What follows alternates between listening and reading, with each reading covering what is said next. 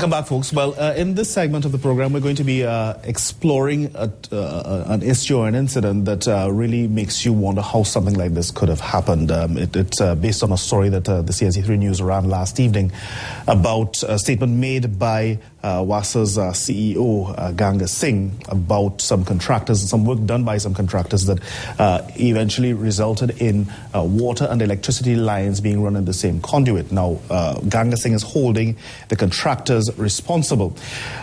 We are going to give you a look at the story first before we interview our guest. So let's take a look at the story, see if we can make some sense of it, and then we'll interview our guest, who is the president of the Plumbers Association of Trinidad and Tobago. Let's take a look at that now.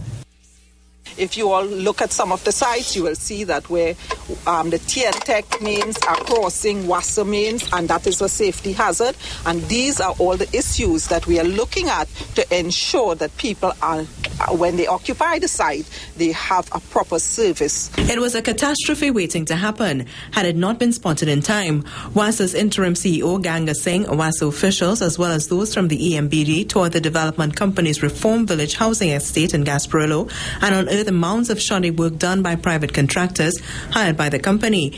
The tour was prompted after allegations made by opposition Senator Fitzgerald Hines in the Senate on Tuesday about WASA's work on the EMBD sites. The interim CEO says the work now being undertaken by WASA on 10 EMBD sites across the country is not a repeat of work done before, but is meant to correct questionable and unsafe work. According to the authority's technical project manager, Mano Bridgell, even the plans and layout done for the company by private contractors cannot be accepted. The material used on these project sites for the water aspect of work is not inconsistent with the standards set by WASA. As you all could see next to me, there's a pipeline existing here that have been condemned by WASA over 20 years ago, have now resurfaced. But the interim WASA CEO is not pleased that the work has to be done given the millions already spent and the $1 million cost taxpayers will again have to bear. I have been advised that the total cost for these 10 sites incurred by EMBD and which taxpayers paid was $429 million. To do these remedial works, it will naturally incur additional costs. We have projected on the 10 sites that it will be for the water sector, it will be approximately $100 million. The authority has just 2 months to complete the remedial works in time for the delivery date in August. There are now questions as to whether or not the private contractor will be held accountable for the poor work done. For CNC3, I'm Melissa Williams. WASA CEO Ganga Singh told the media on Wednesday it will cost the country $100 million to fix shoddy work done by contractors at 10 EMBD sites. Those EMBD contractors, according to Singh, were paid upwards of $400 million, but put both water and electricity lines in the same underground cables. On Thursday, the Plumbers Association told CNC3 News that 3 contractors were hired to do remedial work on the sites. President of the association, Desmond Haynes, says they completed 6 of the sites and were doing remedial work on a project which was completed by a former contractor hired by the EMBD. Mr. Haynes has placed electrical conduits with water mains rest squarely on the consultant designer. The consultants are the ones to be blamed. You can't blame the contractor for that because the consultants are the ones who are specifying what is supposed to be used, and they are the ones who are supposed to be on the job to make sure that the right thing is done. Mr. Haynes is concerned that by taking over the job, WASA is now doing the job of a licensed private contractor. They want to pay WASA $100 million, and we already repair 6 of the sites, only 4 more to repair. He says the $100 million announced by Mr. Singh for the work to be done is exorbitant, since they have completed most of the work already and have handed over some of the sites. Mr. Haynes is also alleging that the EMBD owes contractors in excess of $14 million. And to this date, we haven't been paid. And every time we ask EMBD or we write them concerning payment, we never get a reply. We never get a reply in writing. We never get a reply word of mouth. Everybody keeps saying, well, we don't know, well, we don't know, well, we don't know. The association says it's unfair to blame them for the remedial work which they were asked to do. Mr. Haynes is now calling for consultations with WASA since he says there are numerous concerns to be addressed. For CNC3, I am Otto Carrington. Welcome back. Well, that was a look at the issue in a nutshell, and we're going to discuss it in more detail with Desmond Haynes, a former West Indies cricketer, who I don't know how he ended up being the president of the Plumbers Association, but you know, you can always have a second life after cricket. So thank you very much for being here with us this morning. Let me say good morning and good morning to you viewers. Yeah, Mr. Haynes. Let me get something's a little confusing to me because you're talking about remedial work. Let's first find out, okay, is it that contractors were hired to lay the lines and then it was discovered that there were problems with the lines, electricity and water lines running in the same conduit? Was that the case initially, that there was an error made to begin with and then somebody was brought in to do remedial work? Okay, initially, what had happened is that the EMBD, the old EMBD board, not the present board, gave these contracts to the road building contractors, civil contractors per se. Right. Now, these civil contractors, in an effort to maximize the profits, they would use any plumber that they could find, anywhere that they could find them. So, most of the plumbers that they would use were very inexperienced persons. And then they will have probably somebody come and sign it off for them by WASA. Now, a lot of the works that were laid down by these main contractors.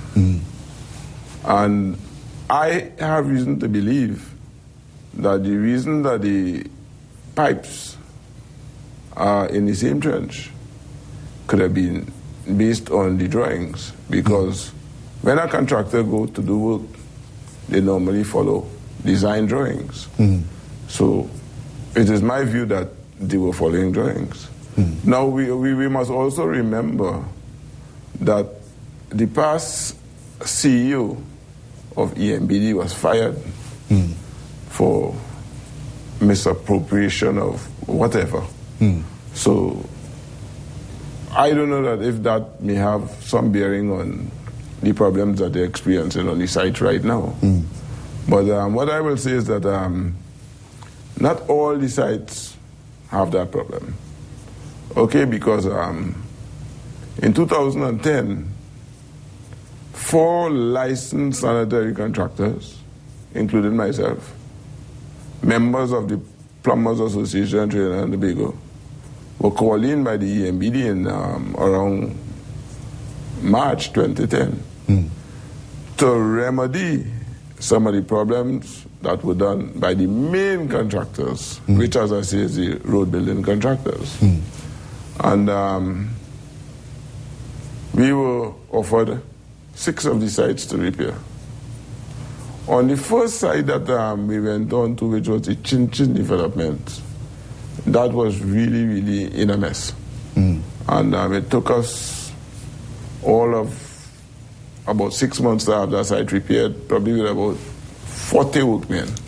Because it came as though we almost did over the water system, because it was really poorly done.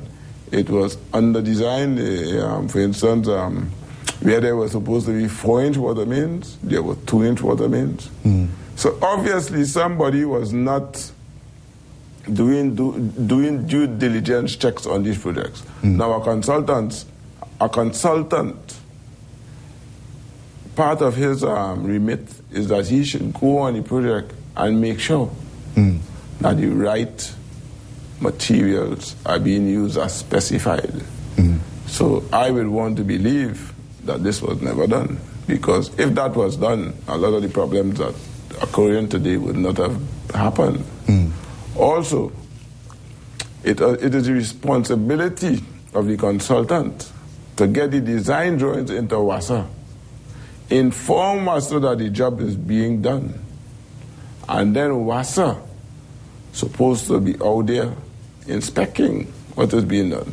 Right. So I am a bit taken aback to hear WASA saying that this is news to them, because in 2010, when we started work on the Chin Chin project, we informed EMBD about that same problem with water mains passing in the same trench with electrical mains and... But why would you have to be informing them if you were hired to remedy the problem?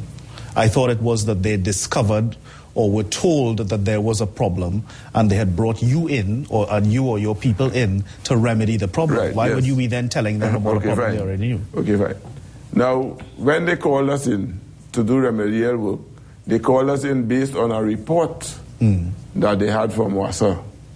And in that report, WASA showed that the sewer mains, that is what WASA was reporting on the water mains, that there was no visibility in the line, and once there is no visibility in the line, most likely the line probably is badly graded. So WASA gave a report showing all the lines that were improperly laid, and then WASA also pronounced on some of the water system designs. So it's based on that WASA report on all 12 sites that we were calling to effect those repairs. Now, when we started to effect those repairs, that is when we discovered that the electrical lines were passing in the same trench with the water mains. We informed EMBD, and we told EMBD of the danger of having something like that. And we were told by the management of EMBD to leave that as it is, because that is how it was designed. Do not interfere with that. Do you have any correspondence to support what you're saying, that you had informed the EMBD that this is improper, this is a hazard, and it's... Yes, we have correspondence to